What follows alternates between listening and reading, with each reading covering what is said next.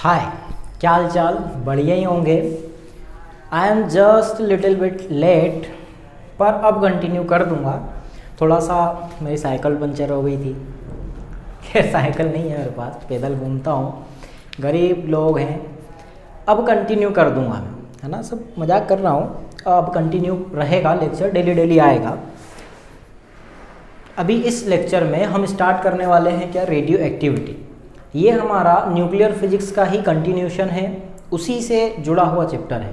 Nuclear physics में हमने क्या क्या देखे थे? न्यूक्लियस होता है, न्यूक्लियस के अंदर न्यूट्रॉन प्रोटॉन होते हैं, रिप्रेजेंट करते हैं एक्स लिख के, ऊपर ए लिखते हैं, नीचे जेड लिखते हैं। जेड मतलब एटॉमिक नंबर होता है, ए मतलब उसके न्यूक्लियन होते हैं, एटॉमिक मास भी कहते हैं। एटॉमिक मास में प्रोटॉन न्यूट्रॉन दोनों आ जाते हैं, जेड में ओनली प्रोटॉन्स आते हैं। इलेक्ट्रॉन का कोई रिप्रेजेंटेशन नहीं होता है, क्योंकि वो बिल्कुल दोगले होते हैं, चले जाते हैं आ जाते हैं, उनका कोई मतलब नहीं, आना जाना लगा रहता है, ऊपर नीचे भी चलते रहते हैं, कंटिन्यूशन होते रहता है।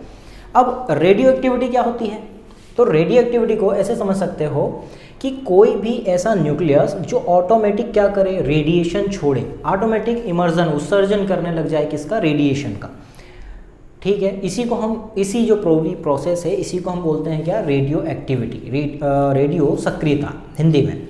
सेकेंड, अब हम न्यूक्लियस को नहीं बोलेंगे, हम पूरे सब्सटेंस पदार्थ को बोलेंगे ना, क्योंकि एक अकेला अपन एटम पकड़ के तो लाएंगे नहीं, वो पूरा सब्सटेंस में रहेगा, है ना। मान लो कि सीट है चौकोर, उस तरीके से एक टुकड़ा रहेगा, कैसा भी टुकड़ा हो सकता है, वो उस पूरे सब्सटेंस को, उस पूरे पदार्थ को हम क्या बोलेंगे? रेडियो एक्टिव सब्सटेंस, रेडियो सक्रिय पदार्थ। मतलब हमारे पास ऐसा कोई न्यूक्लियस है, ऐसा कोई न्यूक्लियस जो ऑटोमेटिक क्या करे, न्यूक्लियस के अंदर प्रोटॉन प्लस न्यूट्रॉन होते हैं, ऑटोमेटिक क्या करे? रेडिएशन छोड़े, ऑटोमेटिक, है ना। इस ऑटोमेटिक रेडिएशन छोड़ने को ही अपन क्या बोलते हैं? रेडियो एक्टिविटी बोलते हैं। रेडिएशन छोड़े, इस ऑटोमेटिक रेडिएशन छोड़ने को ही हम क्या बोलते हैं? रेडियो एक्टिविटी बोलते हैं। ठीक है, जो भी सब्सटेंस, अगर पूरा एटम ना बोलते हो, सब्सटेंस बोलोगे तो रेडियो एक्टिव सब्सटेंस बोल दिया जाएगा। ठीक है, तो ये चीज़ क्लियर हो गई होगी। अब सेकंड सवाल आता है कि ऐसा करेगा क्यों? कोई भी एटम का न्यूक्लियस ऐसा क्यों करेगा कि उसको इतनी रेडिएशन छोड़ने की आ रही है, बिल्कुल अंदर से पावर निकल रही है? तो ऐसा इसलिए करेगा क्योंकि हमने न्यूक्लियस, जो पिछला चैप्टर पढ़े थे न्यूक्लियर फिजिक्स, उसमें पढ़े थे बाइंडिंग एनर्जी पर न्यूक्लियन। तो वो binding energy per nucleon decide करती है कि न्यूक्लियस स्टेबल है या अनस्टेबल है। तो एक बार फिर से, हमने binding energy EB, del EB per nucleon पढ़े थे। ये डायरेक्ट प्रोपोर्शनल थी स्टेबिलिटी के, डायरेक्ट प्रोपोर्शनल थी स्टेबिलिटी के। अगर ये बाइंडिंग एनर्जी पर न्यूक्लियन की जो एनर्जी है वो क्या है? ज़्यादा है। जैसे आयरन की हमने 8.8 देखे थे, वो ज़्यादा थी, तो वो स्टेबल है, वो रेडिएशन नहीं छोड़ेगा। जो भी अनस्टेबल न्यूक्लियस होंगे वो क्या करेंगे? ऑटोमेटिक रेडिएशन छोड़ेंगे। दूसरी बात, पहली बात तो ये रेडियो एक्टिविटी होती क्या है? तो रेडियो एक्टिविटी को हम ऐसे डिफाइन कर सकते हैं, automatic radiation, automatic radiation. Humour नहीं आता यार मुझे, ह्यूमर सीखना पड़ेगा, फनी टाइप का। ऑटोमेटिक रेडिएशन छोड़ते हैं, इसी को हम बोलते हैं क्या? Radio activity. सेकेंड, अपना जो बाइंडिंग एनर्जी पर न्यूक्लियन है वो स्टेबिलिटी को डिसाइड करता है। तो यहाँ पे जो स्टेबल होगा वो रेडियो एक्टिविटी नहीं शो करेगा, क्योंकि उसको स्टेबल पहले से ही है, तो वो और क्यों स्टेबल बने? तो यहाँ पे जो भी ऑटोमेटिक रेडिएशन होती है वो क्यों होती है? वो स्टेबिलिटी को गेन करने के लिए होती है। तो यहाँ पे अनस्टेबल न्यूक्लियस ये काम करते हैं, अनस्टेबल न्यूक्लियस ये काम करते हैं, अपनी एनर्जी को कम करते हैं, है ना। न्यूक्लियन को निकाल देते हैं, न्यूक्लियन को निकालेंगे या एनर्जी को निकालेंगे, ये कैसे निकालते हैं? डीके होता है, क्षय होता है, वो हम बाद में डिस्कस करेंगे, वो यहाँ पे हमारा कोई लेना देना नहीं है अभी उससे। अभी ये समझो, ऑटोमेटिक रेडिएशन हो गया फर्स्ट बात, उसी को हम रेडियो एक्टिविटी। सेकेंड है अनस्टेबल न्यूक्लियस होता है, वो क्यों करता है ये काम? वो स्टेबिलिटी गेन करने के लिए करता है, स्टेबिलिटी गेन करने के लिए करता है, स्टेबिलिटी प्राप्त करने के लिए करता है। ठीक है। थर्ड, अब ये जो हम पूरा पढ़ रहे हैं, ये बहस हो रही है, ये किसने स्टार्ट की थी? तो ये स्टार्ट करने वाला वैज्ञानिक था बेकुरल ने स्टार्ट किया था। ये जो बहस स्टार्ट हुई है, नया मुद्दा, ये बेकुरल ने स्टार्ट किया था। इसने ही निकाले थे कि रेडियो एक्टिविटी क्या होती है, इसके अंदर क्या क्या होता है। फिर कुछ और साइंटिस्ट आए, पति पत्नी साथ में पता नहीं क्या कर रहे थे, तो ये खोज हो गई, मतलब और रेडियो एक्टिव सब्सटेंस खोजे थे इन्होंने, रेडियो एक्टिव सब्सटेंस। बहुत सारे रेडियो एक्टिव सब्सटेंस बाद में पति पत्नी थे क्यूरी, मेरी क्यूरी और पेरे क्यूरी करके हैं, वो अपना बिजनेस नहीं है, वो तो याद हो तो ठीक है, कोई बात नहीं। बस इतना याद रखना है कि ऑटोमेटिक रेडिएशन होता है, अनस्टेबल न्यूक्लियस स्टेबिलिटी गेन करने के लिए काम करता है, और बेकुरल ने इसकी स्टार्टिंग की थी, डिस्कवरी की थी, बहस शुरू की थी। फिर ये बहस का मुद्दा बढ़ते गया और रेडियो एक्टिव सब्सटेंस की खोज और क्यूरी करके दंपत्ति थे, तो पति पत्नी, उन्होंने और इसको बढ़ावा दिया। ठीक है, इतनी बात अपन रेडियो एक्टिविटी में बहुत है, बेसिक नॉलेज होना चाहिए, क्योंकि इस साल का जो एग्ज़ाम होने वाला है वो बेसिक ही होने वाला है। बहुत इंटरेस्टिंग एग्जाम होने वाला है इस बार का, क्योंकि 12th के बच्चों ने 12th दिए नहीं है, डायरेक्ट नीट देने वाले हैं। 11th भी उनकी कोई ढंग की रही नहीं थी, तो डायरेक्ट वो नीट का एग्ज़ाम देने वाले हैं। तो कंपटीशन शायद कम होगा, तो एग्ज़ाम भी इजी होगी। तो तुम्हें ऐसा कोई चैप्टर नहीं छोड़ना है जहाँ पे तुम्हें ऐसा लगे कि ये टफ है तो मैं छोड़ दूँ, ऐसा ना ही करना है यार, बिल्कुल नहीं करना है। एक बार रीडिंग, 2 बार रीडिंग, उसकी बेसिक इन्फॉर्मेशन लेके जाना है, क्योंकि एग्ज़ाम बहुत बेसिक लेवल पे ही होने वाला है जहाँ तक लग रहा है। क्योंकि बच्चे वही बच्चे हैं जिन्होंने पढ़ाई वढ़ाई की नहीं है पूरे साल, पिछले साल भी नहीं की, 11th 12th में भी नहीं की, और इन्हीं के लिए तो नीट की एग्ज़ाम होती है। तो 12th के बेस पे ही होती है और ईजी होगी। 30% पहले सिलेबस हटा दिया गया था, वापस ऐड कर दिया गया है, तो बहुत सारे चेंजेस आएंगे, लेकिन एग्ज़ाम बहुत ईजी होने वाली है। अपना जो कट ऑफ है वो बहुत ऊपर जाने वाला है, तो ऐसा कोई चैप्टर नहीं छोड़ना है जिससे क्वेश्चन तुमने प्रैक्टिस ना की हो या थ्योरी ना पढ़ी हो। ठीक है, जो कहना था कह दिया। स्टार्ट करते हैं हम क्या, रेडियो एक्टिविटी, ये बेसिक हो गया। अब देखते हैं nature of radio activity, radiation, उसके अंदर से जो रेडिएशन निकल रही है, ऑटोमेटिक रेडिएशन, उनका नेचर क्या होता है। तो इसके नेचर की शुरुआत करने वाला जो साइंटिस्ट थे, इन लोगों ने तो बता के चले गए, देखो इन्होंने बताया नहीं कि रेडिएशन क्या होता है। बताने वाला नया साइंटिस्ट था, नया नहीं, सुना होगा, रदरफोर्ड। रदरफोर्ड ने एक एक्सपेरिमेंट किया। क्या एक्सपेरिमेंट किया उसके बारे में चर्चा करते हैं आगे। तो हमारे पास रदरफोर्ड की एक्स है। रदरफोर्ड की एक्स ने क्या बता के गया, एक्चुअल में रदरफोर्ड ने किया था।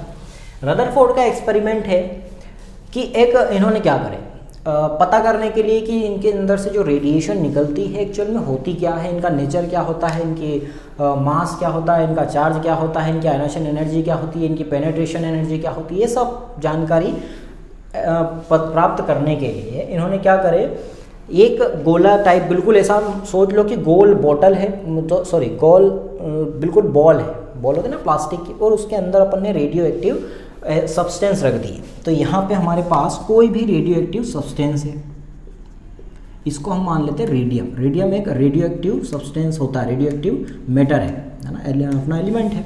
ये तुम्हें याद नहीं करना कौन सा रेडियो एक्टिव है, इतना कोई विशेष होता नहीं है। तो ये एक रेडियम है जो रेडियो एक्टिव रेडिएशन छोड़ता है। ठीक है, ये पहली बात।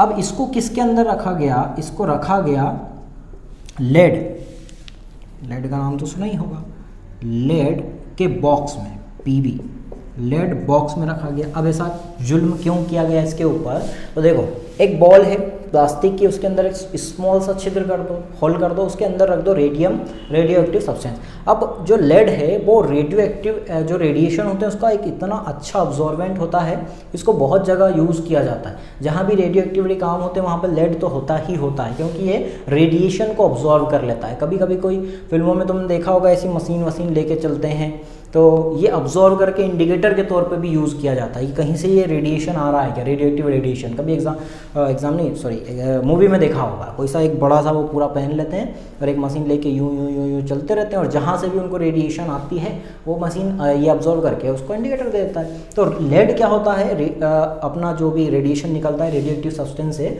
उसका एक बहुत अच्छा ऑब्जॉर्वेंट होता है। तो ऐसा क्यों किया जाता है कि इसको एक बॉल बॉक्स के अंदर रखा जाता है, ऐसा इसलिए कि हमको सिर्फ यहीं से निकालनी है क्या, रेडिएशन, बाकी पूरे एरिया की ऑब्जॉर्व कर लेनी है, क्योंकि हमें यहीं पे फोकस करना है। फिर इन्होंने क्या करे, 2 रॉड लगा दिए, जिनके बीच क्या लगा दिए, इलेक्ट्रिक फील्ड, विद्युत क्षेत्र लगा दिए, पॉजिटिव नेगेटिव का। अब इनसे जो भी निकलने वाली रेडिएशन है उनका नेचर पता चलेगा।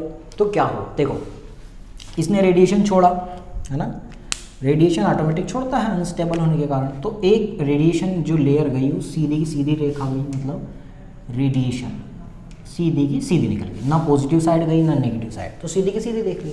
फिर एक जो रेडिएशन निकली जस्ट निकलते से मुड़ गई, ऐसा नहीं कि बहुत आगे जाके मुड़ी, जस्ट निकली और इधर निकल गई, मतलब ये हल्की रही होगी, इतना तो ध्यान होगा, मतलब इतना कॉमन सेंस होना चाहिए कि ये हल्की होगी इसलिए फट से मुड़ गई, भारी होती तो थोड़ी दूर जाती।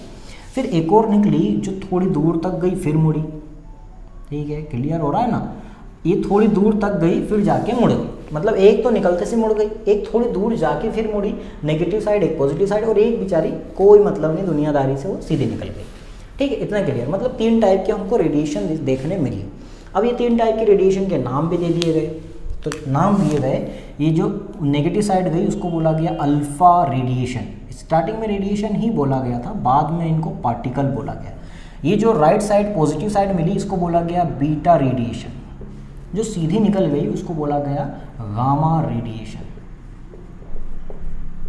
अब क्या ये सभी रेडिएशन थी? ना, ये सारी रेडिएशन नहीं थी।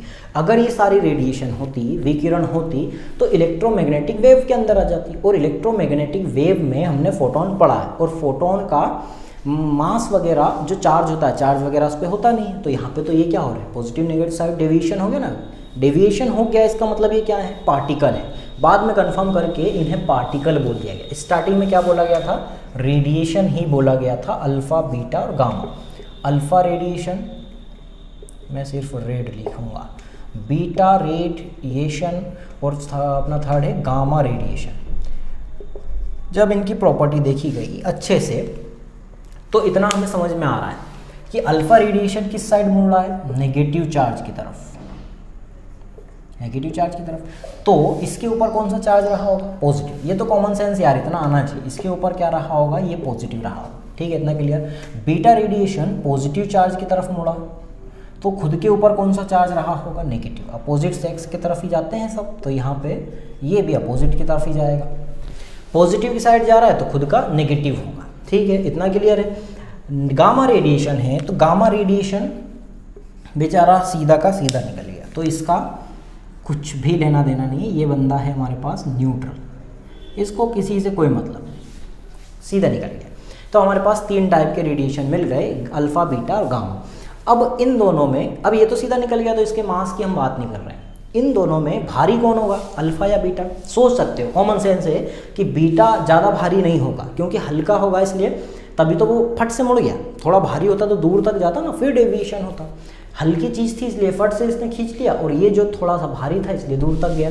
मतलब यहाँ पे अगर मास की बात करें तो मास के ऑर्डर में अल्फा सबसे ज़्यादा, बीटा उससे कम, यही ऑर्डर आएगा, अल्फा ज़्यादा बीटा कम। ये थोड़ा सा ओवरव्यू हमको मिला था किसमें, रदरफोर्ड के एक्सपेरिमेंट में। तो तुम्हें अच्छे से याद रखना है कि alpha beta radiation, alpha beta gamma radiation क्या है। अब बाद में हुआ यूँ कि इनके मास के कारण इनकी जो नेचर देखा गया, तो अल्फा और बीटा के रेडिएशन को काट के इनको पार्टिकल का नाम दे दिया गया, अल्फा पार्टिकल और बीटा पार्टिकल। अल्फा पार्टिकल और बीटा पार्टिकल बोल दिया गया, लेकिन गामा को रेडिएशन ही रखा गया क्योंकि उसकी प्रॉपर्टी जो थी वो इलेक्ट्रोमैग्नेटिक वेव के जैसे थी, विद्युत चुंबकीय विकिरण। तो इसको रेडिएशन ही रखा गया क्योंकि ये किससे मिलती जुलती है, इलेक्ट्रोमैग्नेटिक वेव। ये चैप्टर छोटा सा है, पढ़ेंगे इलेक्ट्रोमैग्नेटिक वेव, विद्युत चुंबकीय विकिरण, विवग्योर। चलती गाड़ी एक्सयूवी, इंडिया में रोड पे एक शॉर्ट ट्रिक भी है, एक्सरे, गामा रे, सबके बारे में हम पढ़ेंगे, शॉर्ट ट्रिक में भी पढ़ेंगे। तो ये ओवरव्यू तुम्हें समझ में आ रहा होगा रदरफोर्ड का। ठीक है, थोड़ा सा आराम से समझा रहा हूँ क्योंकि ये इंपॉर्टेंट है, ये पूछ लेता है नॉर्मली। अब इसकी हम तीनों की प्रॉपर्टी डिस्कस करेंगे अलग अलग, कि रदरफोर्ड से क्या क्या पता चला था। तो 5 पॉइंट हैं, फटाफट ईजी में समझ में आ जाएंगे। तो स्टार्ट करते हैं हम इसके क्या नेचर। 3 टाइप के हो गए, अल्फा बीटा पार्टिकल है, गामा रेडिएशन। ठीक है, 11 बजने वाले रात के। दिन में शूट किया था, लेकिन यार बाय चांस गलती ये हुई कि वो जो माइक है उसको मैंने कैमरा मोड पे कर दिया था, और कैमरा मोड पे वो काम ही नहीं करता है। तो मेरी आवाज़ ये मोबाइल में ही रिकॉर्ड हुई और हैप्पी देखते रहा, बोला भी नहीं मुझे कि यार चालू तो कर लो, तो फिर से रिकॉर्ड करना पड़ रहा है। अल्फ़ा बीटा पार्टिकल है, गामा रेडिएशन है, इनकी प्रॉपर्टी देख रही है। 5 पॉइंट पे डिस्कस करना है। सबसे पहले इसकी नेचर देखनी है कि किस टाइप का नेचर होता है। सेकेंड, इसका चार्ज देखना है और मास देखना है, दोनों को एक साथ ही देखें, चार्ज और मास। थर्ड, हमें देखना है इसकी जो स्पीड है, किस स्पीड से मूवमेंट करते हैं, और स्पीड जहाँ आती है वहाँ पे काइनेटिक एनर्जी तो आती है दोस्त, तो इसके बारे में भी चर्चा करनी है। 4th नंबर पर इसकी आयोनाइजेशन एनर्जी, आयोनाइजेशन एनर्जी, आयनीकरण, आयनाइजेशन एनर्जी, आयनन ऊर्जा, हिंदी वालों के लिए, ज़्यादा सब तो हिंदी वाले ही थे, आयनन ऊर्जा, इसकी चर्चा। 5वें नंबर पर पेनेट्रेशन एनर्जी, पेनेट्रेशन बोले तो भेदन क्षमता, पेनेट्रेशन एनर्जी। भेदन क्षमता, किस स्पीड से कौन भेद सकता है, आर पार जाना, भेदन क्षमता।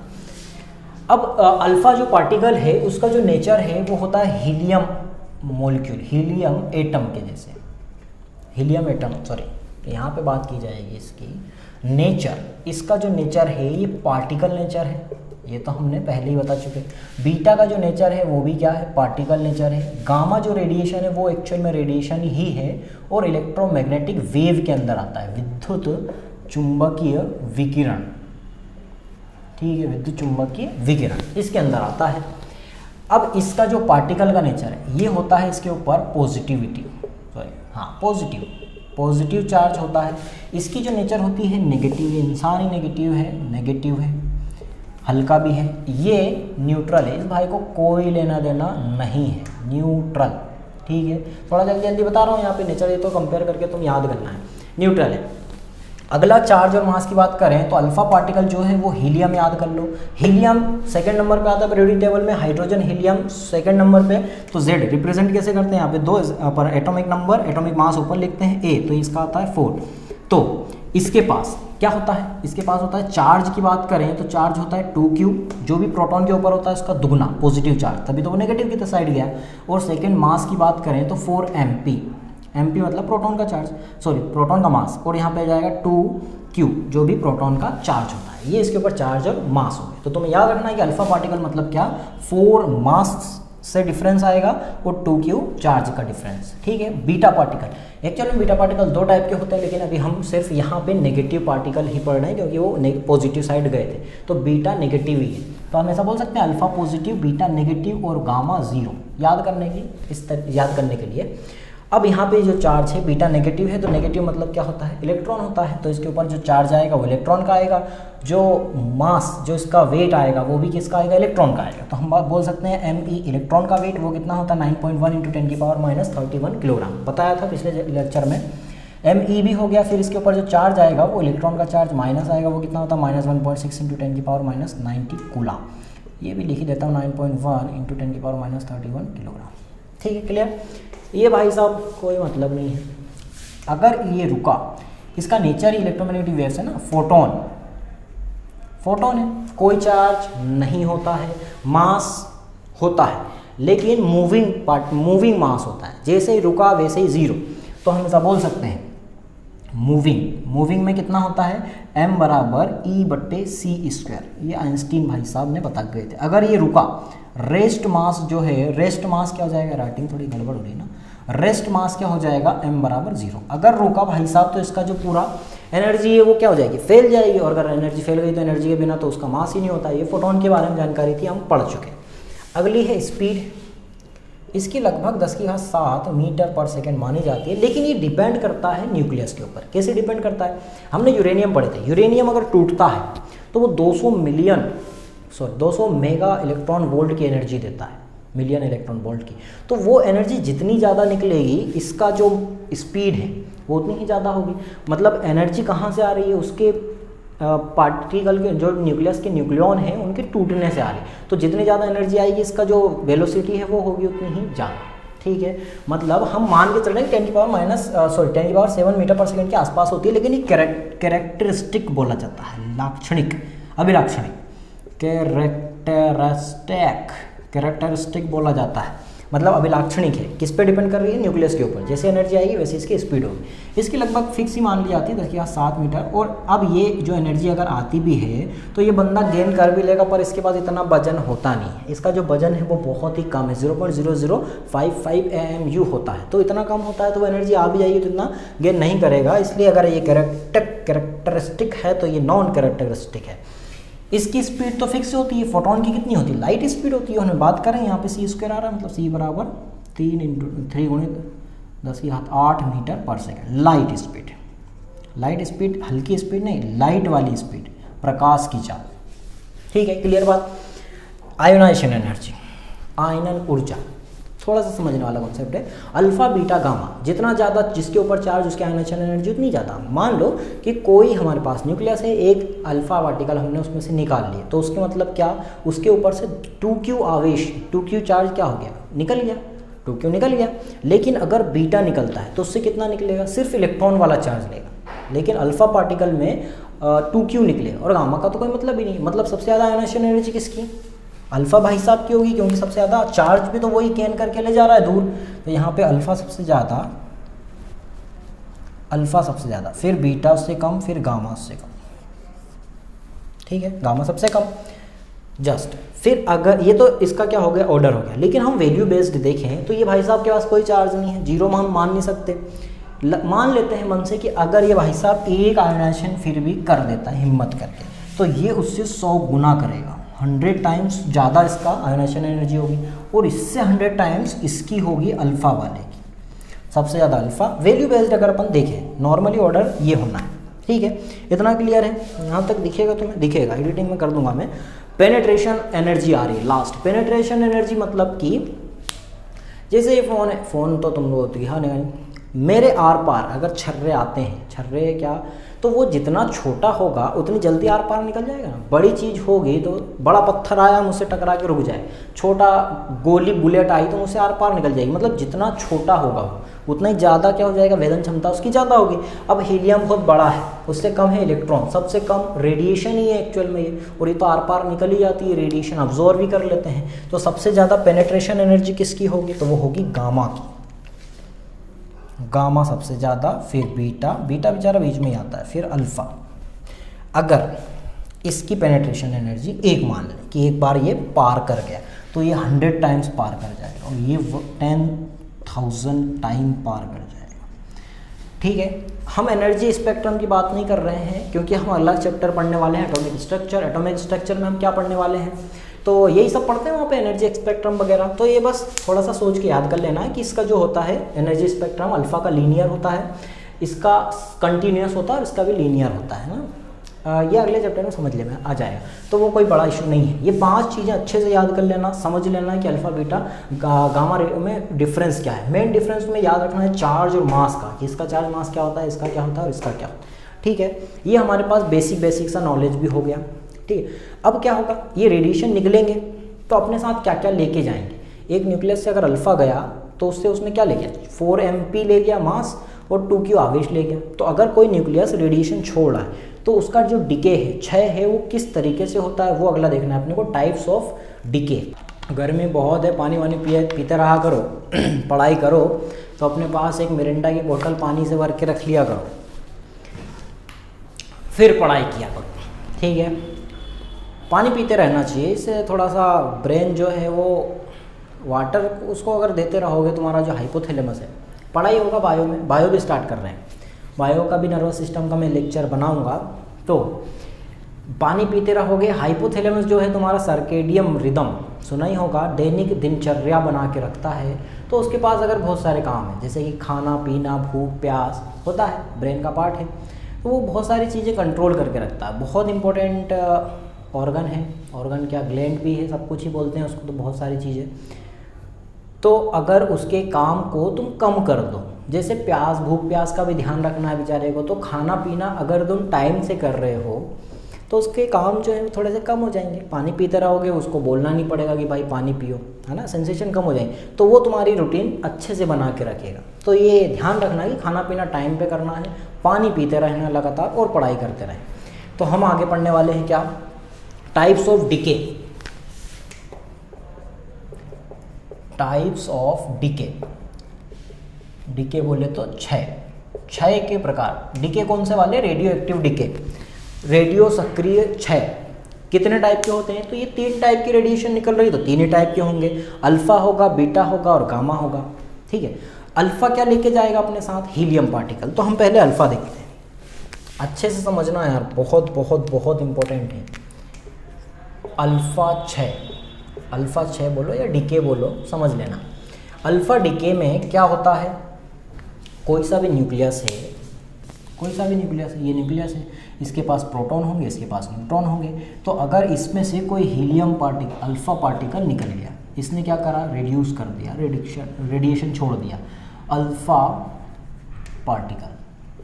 तो अल्फा पार्टिकल अगर छोड़ा तो इसमें से कितनी कमी हो जाएगी, वो अपने साथ क्या लेके गया, एक्चुअल में वो तो हीलियम पार्टिकल ही है, तो वो हीलियम लेके गया, 2 और 4 लेके गया, मतलब वो 2 प्रोटॉन लेके गया और 4 क्या लेके गया, 4 क्या लेके गया, न्यूक्लियस ने अपना न्यूट्रॉन नहीं लेके गया चार, वो एक पूरा का पूरा क्या कर बोलते हैं उसको 4 mp का मास लेके गया, मतलब चार्ज सिर्फ 2 लेके गया। एक्चुअल में वो 4 मतलब 2 न्यूट्रॉन 2 प्रोटॉन लेके गए। कैसे निकालते हैं, तो z बराबर होता है प्रोटॉन, a बराबर होता है क्या, टोटल न्यूट्रॉन प्लस प्रोटॉन। तो न्यूट्रॉन कितने बचे, 2 बचे, 4 में से 2, मतलब वो 2 प्रोटॉन और 2 न्यूट्रॉन लेके गया। तो हम इसे कैसे लिखेंगे, हम मास को रिड्यूस करके m-4 करेंगे और जो भी चार्ज है प्रोटॉन है उसको रिड्यूस करके p-2 लिखेंगे।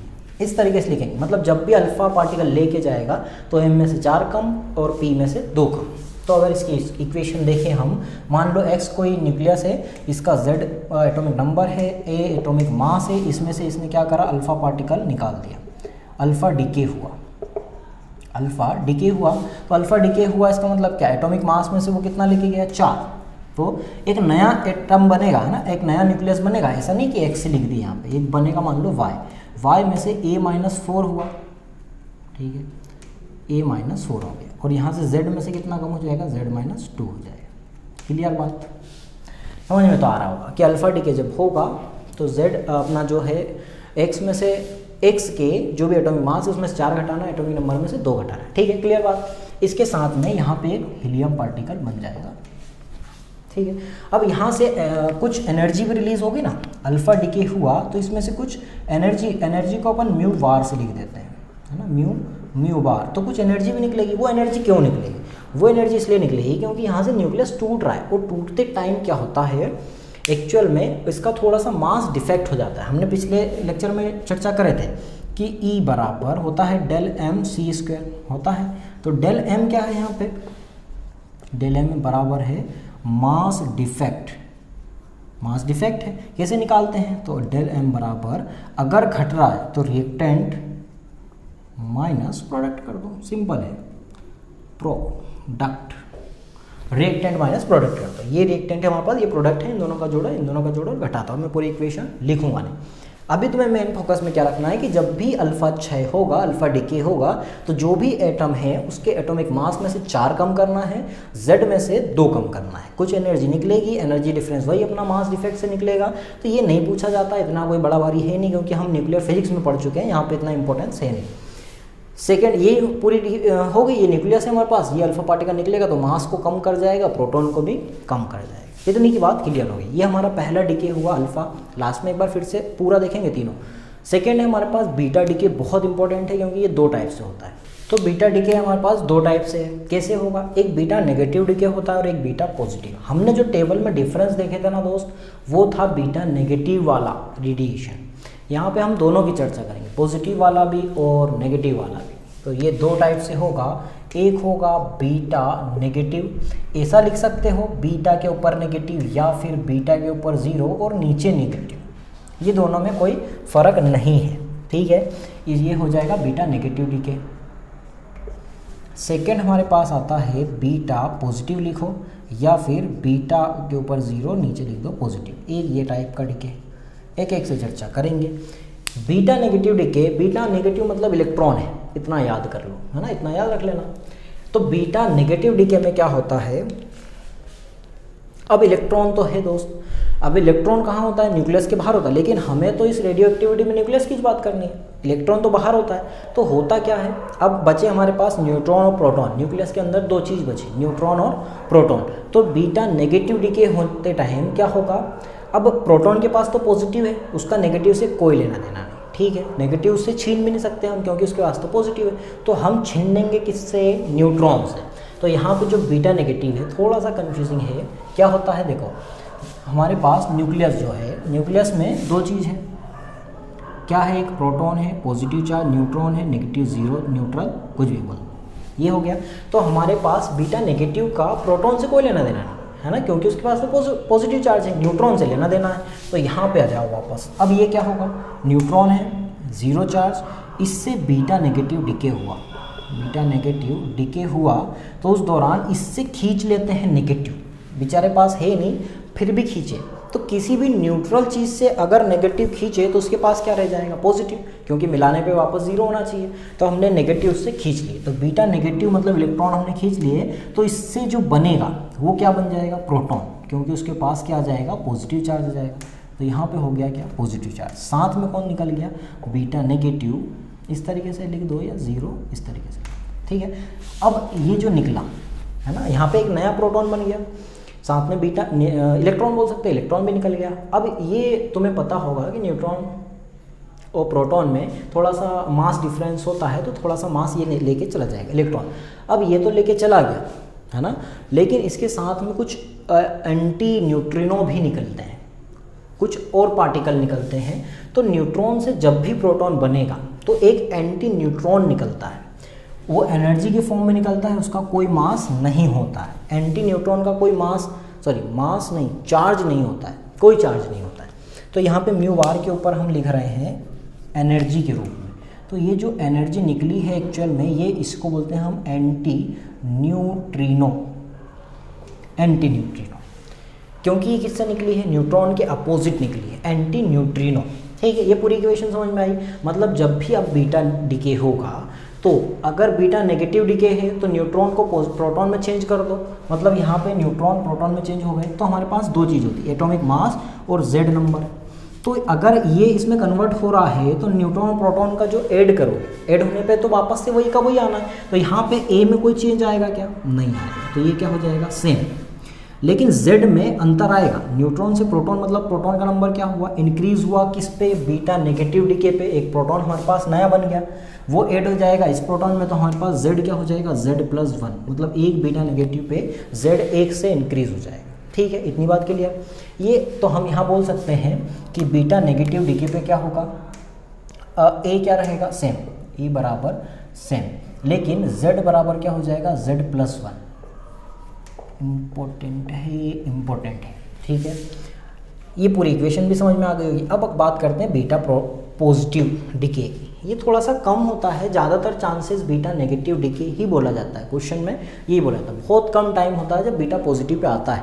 अगर उसका माथा ही भनका हुआ होगा तो ये ऐसा क्वेश्चन देगा, वैसे तो नहीं भनका हुआ होगा, इतना रेस्ट कर लिए हैं। बीटा पॉजिटिव में क्या होता है, देखो अब यहाँ पे बीटा पॉजिटिव हम न्यूट्रॉन से नहीं लेते हैं। अब बीटा पॉजिटिव वाली चीज़ है हमारे पास न्यूक्लियस के अंदर, प्रोटॉन। तो ये क्या करेगा, प्रोटॉन,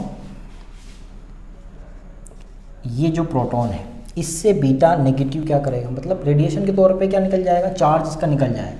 तो बीटा पॉजिटिव डिके में क्या होगा, इसका पॉजिटिव खींच लो, इसका पॉजिटिव अगर मैंने खींच लिया तो इसके ऊपर क्या आ जाएगा, न्यूट्रॉन। न्यूट्रल क्या होता है, न्यूट्रॉन। तो यहाँ से क्या बनेगा हमारे पास, एक नया न्यूट्रॉन, साथ में कौन निकल जाएगा, बीटा पॉजिटिव, और वही वापस से क्या निकलेगी, थोड़ी बहुत एनर्जी। चार्ज लेस है, ये जो एंटी न्यूट्रॉन है ये चार्ज लेस है ना, इसके ऊपर कोई चार्ज नहीं होता है। चार्ज तो कौन ले गया, बीटा पार्टिकल ले गया। अब ये बीटा पॉजिटिव निकला, अब यहाँ पे ये न्यूट्रॉन से निकला है क्या, ये जो अपने पास जो भी चार्ज लेस एनर्जी निकली है वो न्यूट्रॉन से निकली है क्या, नहीं निकली, वो किससे निकली, प्रोटॉन से। तो अगर न्यूट्रॉन से निकली थी तो अपन ने एंटी न्यूट्रिनो बोले थे, अगर नहीं निकली है तो इसको क्या बोलेंगे, न्यूट्रिनो के साथ, मतलब न्यूट्रिनो। ये जो पार्टिकल निकलेगा न्यूट्रिनो, ये चार्ज लेस है, ये भी चार्ज लेस है, ठीक है। ये इंपॉर्टेंट उतना है नहीं, बस समझ के लिए याद रख लेना कि न्यूट्रिनो और एंटी न्यूट्रिनो कब निकलते हैं और उनके ऊपर क्या चार्ज होता है, चार्ज लेस होते हैं। तो अब हुआ क्या दोस्त कि बीटा पॉजिटिव पर प्रोटॉन किस में कन्वर्ट हो गया, न्यूट्रॉन में। तो वापस से अगेन ए क्या रहेगा, सेम। तो अब क्या हो रहा है, ये जो प्रोटॉन है वो चेंज हो रहा है इसके अंदर, न्यूट्रॉन के अंदर, मतलब ए वापस से सेम, क्योंकि दोनों को जोड़ो के बात तो वही है ना। लेकिन Z का एक प्रोटॉन कम होकर न्यूट्रॉन में बदल गया, मतलब अब जहाँ पे क्या होगा, Z-1 हो जाएगा, ठीक है। क्लियर है, समझ में तो आ ही रहा होगा। तो जब बीटा पॉजिटिव डिके होगा, बीटा नेगेटिव डिके पे हमने ये सीखे। बीटा पॉजिटिव डिके पे क्या होगा, तो बीटा पॉजिटिव डिके पर E बराबर सेम, Z क्या हो जाएगा, 1 से कम। तो ये तुम्हें कंठस्थ करना है गुरु अच्छे से, ठीक है। अल्फा डिके बहुत इजी था, बीटा डिके में लिटिल बिट कन्फ्यूज़न है, तो वो दूर हो गया होगा। एक बार और देखेंगे अपन तीनों को साथ में, लेकिन ये अच्छे से लिख लेना और याद करना है। अगला हमारे पास क्या है, गामा रेडिएशन। तो गामा रेडिएशन तो सिर्फ एनर्जी है, उसके पास कोई मास नहीं होता है, कोई चार्ज नहीं होता है, फोटोन है, इलेक्ट्रोमैग्नेटिक वेव्स है। तो उसमें तो कोई ए पर भी चेंज नहीं आएगा, मतलब ए भी सेम रहेगा, जेड भी सेम रहेगा। देख लो एक बार उसका भी, गामा रेडिएशन बोल लो या गामा डिके बोल लो, ये क्यों होता है। तो ऐसा हमेशा ही होता है कि जब भी अल्फ़ा या बीटा पार्टिकल का डिके होता है, क्षय होता है, न्यूक्लियस से दूर की तरफ निकल जाते हैं बाहर रेडिएशन के तौर पे, तो उस दौरान गामा रेडिएशन साथ ही साथ निकलता है। साथ ही साथ मतलब पीछे लगे लगे आता है, बोले बीटा जाता है तो उसके पीछे पीछे गामा भी आता है। ऐसा क्यों होता है समझो, जैसे तुमने पढ़ा होगा कि ये हमारे पास एटम है, गोलाकार ही माना जाता है तो गोल ही बनाया भी जाता है। एटम है हमारे पास, इसमें बहुत सारे ऊर्जा स्तर होते हैं, है ना। ये ऊर्जा स्तर है, ये ऊर्जा स्तर है, ये ऊर्जा स्तर है और ये ऊर्जा स्तर, बहुत सारे ऊर्जा स्तर होंगे, ठीक है। अब एटम भूल के इसको न्यूक्लियस मान लो कि जैसे एटम के अंदर बहुत सारे एनर्जी लेवल होते हैं, वैसे के वैसे न्यूक्लियस के अंदर भी एनर्जी लेवल होते हैं। एटम के स्ट्रक्चर में इलेक्ट्रॉन ऊर्जा स्तर पर ऊपर नीचे जाते हैं। न्यूक्लियस के अंदर न्यूट्रॉन प्लस प्रोटॉन, जिनको अपन क्या बोलते हैं, nucleon, neutron plus proton, neutron plus proton, neutron plus proton, ऐसे बहुत सारे ये भी एनर्जी लेवल में रहते हैं। जैसे कि इलेक्ट्रॉन रहते हैं एटॉमिक स्ट्रक्चर में, वैसे ही के वैसे ही ये न्यूक्लियस मान लो, न्यूक्लियस के अंदर भी क्या होता है, वैसा का वैसा ही ऊर्जा स्तर होते हैं। अब क्या होता है एक्चुअल में, जैसे अल्फ़ा या बीटा पार्टिकल निकले, डिके हुआ, तो अल्फ़ा पार्टिकल क्या करेगा, यहाँ से 2 न्यूट्रॉन और 2 प्रोटॉन उठा के ले जाएगा। तो बाई चांस अगर वो उसने बीच वाला, नीचे वाला ले गया, ये ले गया, ये उठा ले गया और एक कोई सा ये उठा ले गया, तो अब इसका तो एडजस्टमेंट चाहिए ना ग्रुप, तो ये क्या होता है, अब ये नीचे की तरफ आएगा। तो जब भी कोई न्यूक्लियॉन या इलेक्ट्रॉन उच्च ऊर्जा से, हायर लेवल से जो लो लेवल है एनर्जी का, वहाँ आता है निम्न मिनिमम लेवल पर, तो यहाँ से अगर नीचे आएगा तो यहाँ से क्या छोड़ेगा, रेडिएशन छोड़ेगा, एनर्जी रिलीज़ करेगा ना। तो वो एनर्जी किस में रिलीज़ करेगा, रेडिएशन में, फोटोन के तौर पर। तो ये रेडिएशन इस तरीके से रिलीज़ हो जाएगी, इसी को हम क्या बोल रहे हैं, फोटोन बोल रहे हैं। फोटोन बोल दो, इलेक्ट्रोमैग्नेटिक वेव्स बोल दो, कुछ भी बोल दो। तो जब भी हायर लेवल से नीचे लोकल लेवल में आएगा कोई भी न्यूक्लियॉन ऊर्जा लेवल से, अब ये नीचे आएगा, ये भी नीचे आएगा, ये वाले स्तर में आएगा, फिर एनर्जी निकलेगी, तो ये गामा की तरह। तो अल्फ़ा बीटा के साथ हमेशा गामा रेडिएशन होता है।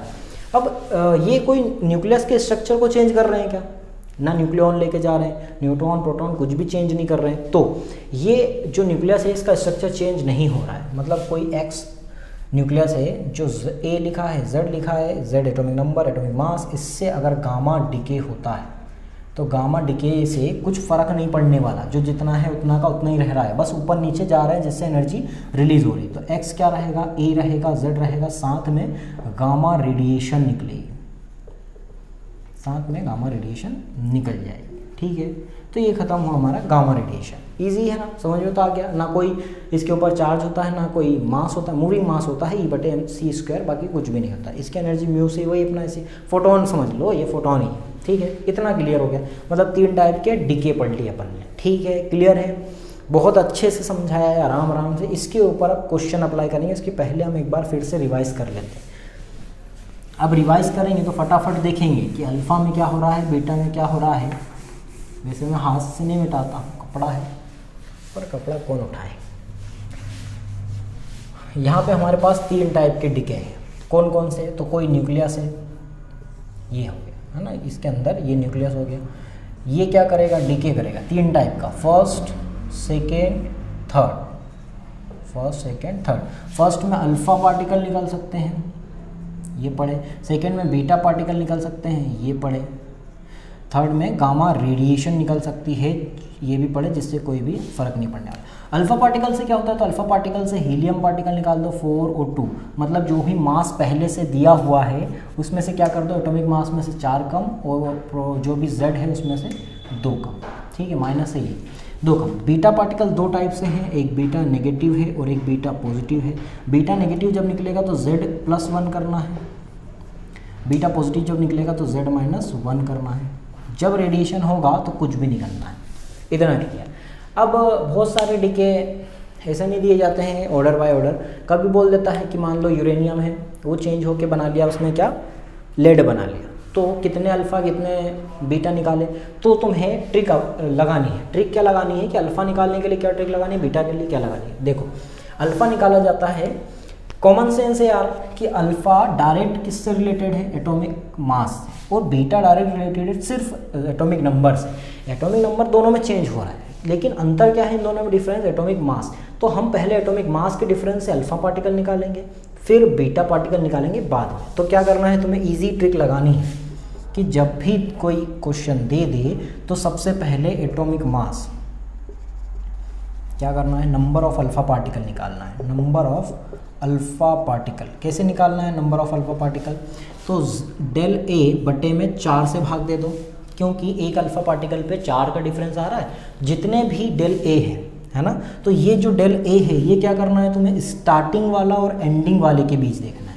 तो डेल ए जो देखते हैं, स्टार्टिंग एटम माइनस एंडिंग वाला जो एटम है, एंडिंग एटम, इन दोनों के एटॉमिक मास को देखो और उसको 4 से डिवाइड करो। जो भी आएगा वो अल्फ़ा पार्टिकल ही होंगे 100%, क्योंकि ए सिर्फ अल्फ़ा पार्टिकल से ही फ़र्क पड़ता है, उसको मतलब चेंज होता है। तो यहाँ पे alpha particle, number of alpha particle तुम्हारे पास निकल के आ जाएंगे। इसके बाद तो ये मैं क्यों लिख रहा हूँ, अल्फ़ा पार्टिकल के नंबर तुम्हारे पास आ गए। फिर क्या करना है, ये जो अल्फ़ा पार्टिकल निकले हैं इससे तुम्हें एक नया एटम क्रिएट करना है। फॉर एग्जांपल कि तुम्हें कोई x से z दे दिया है ना, x से z दे दिया, a है y z है, यहीं पे z भी आ जाएगा, z भी बन जाएगा। यहाँ पे a कुछ भी घटाया, z कुछ भी घटाया, अपने को उससे को मतलब नहीं। इन दोनों के बीच डिफरेंस देखो, a के बीच देखोगे तो तुम्हारे पास अल्फ़ा पार्टिकल आ जाएंगे। तो तुम्हें क्या करना है, अल्फ़ा पार्टिकल से एक नया y बना लेना है, इसका a जो भी माइनस करना है वो अल्फ़ा के हिसाब से करना है। यहाँ पे अल्फ़ा है, मान लो कि 2 अल्फ़ा है, तो 2 अल्फ़ा मतलब क्या कि 4 दूनी 8, 8 ये निकले होंगे तो ये 8 हो गया, ये 8 हो गया, और 2 मतलब 2 दूनी 4 मतलब z-2 हो गया। फिर इससे जो बनेगा वो नया वापस से तो यही बनना है, तो यहाँ पे क्या हो जाएगा, बीटा। इसमें गामा का कोई रोल नहीं है क्योंकि वो तो स्ट्रक्चर चेंज नहीं करता है। तो यहाँ पे जितने भी बीटा निकलेंगे फिर उसके लिए तुम्हें क्या ट्रिक लगानी है, ये देखो, ये पहला number of alpha particle, second तुम्हें निकालना है नंबर ऑफ बीटा पार्टिकल। कुत्ते बड़े चिल्लाते हैं यार रात में, 11:30 बजे पर चिल्लाए जा रहे हैं। नंबर ऑफ बीटा पार्टिकल, इसमें क्या करना है तुम्हें, डिफरेंस निकालना है डेल z, बस डेल z निकालना है, क्योंकि यहाँ पे सिर्फ z से ही फर्क पड़ता है ना। अगर z बढ़ता है तो नेगेटिव है, घटता है तो पॉजिटिव है। डेल z क्या करना है तुम्हें, इंटरमीडिएट माइनस जो एंडिंग है वो, उसके बीच निकालना है। कैसे, 2 अल्फ़ा निकला तो ये जो बना वो इंटरमीडिएट कहलाएगा। इस इंटरमीडिएट का वापस से तुम्हें एंडिंग के साथ देखना है।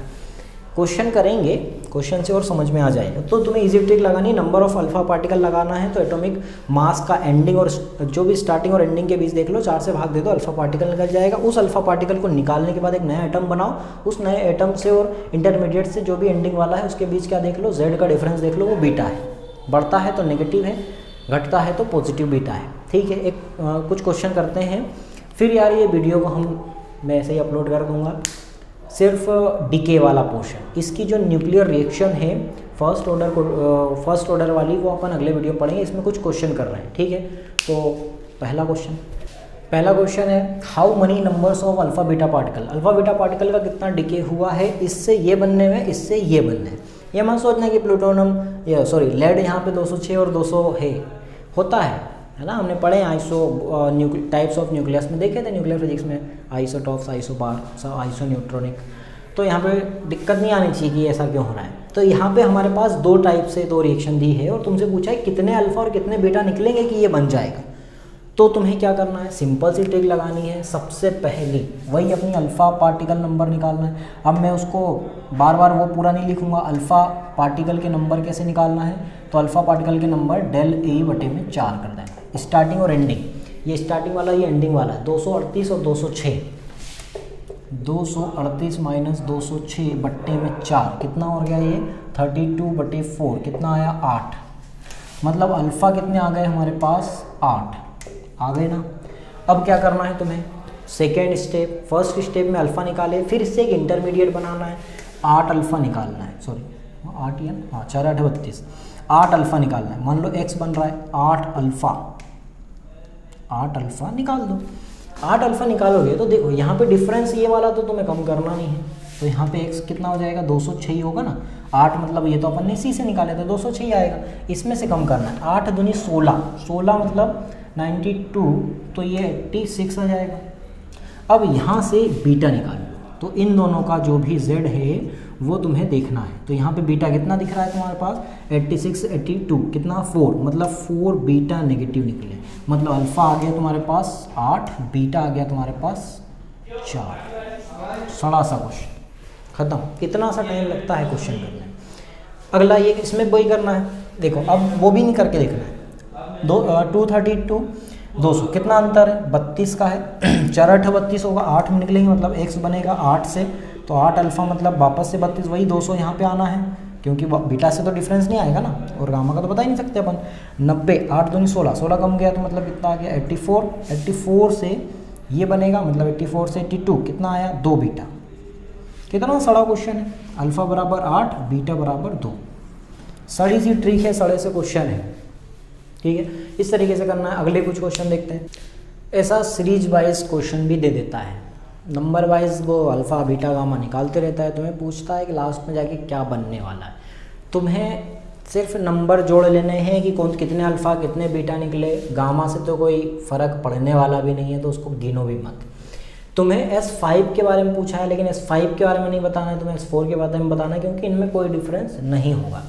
इस दौरान कितने बीटा निकले 2 बीटा निकले। यहाँ पे उसने पहले से स्टार्टिंग में कितना दिया हुआ है 180 दिया हुआ है, 72 दिया हुआ है। तो पहले क्या करना है 2 अल्फ़ा कम कर दो, तो यहाँ पे 2 अल्फ़ा कम करूँगा 180 72, 2 अल्फ़ा एक साथ ही कम कर दो क्योंकि बनना तो वही है ना। 2 अल्फ़ा मतलब 4 दूनी 8, 8 इसमें से कम मतलब एस कितना हो जाएगा 172, 4 दूनी 8 सॉरी 2 दूनी 4, 4 कम करोगे तो कितना हो जाएगा 68।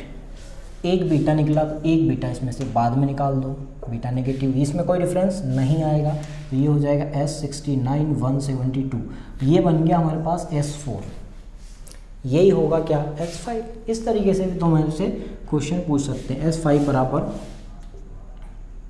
S बनाते नहीं आते, S5 बराबर कितना हो जाएगा S69 और ये हो जाएगा 172। ये तुम्हारा आंसर है। एटॉमिक नंबर एटॉमिक मास, सड़े क्वेश्चन पूछे जाते हैं यार, ठीक है। बाकी क्वेश्चन खुद अप्लाई करके देखना, बनेंगे बिल्कुल बनेंगे, बहुत आराम से और बहुत अच्छे से बताया हूँ। और अब इसी तरीके से मैं आसान तरीके से ही बताने की कोशिश करूँगा, आराम से। तुम्हें अगर लग रहा है कि लेक्चर धीरे है तो तुम थोड़ी सी स्पीड 1.25 पे कर सकते हो, ठीक है। पढ़ते रहें, all the best, bye bye.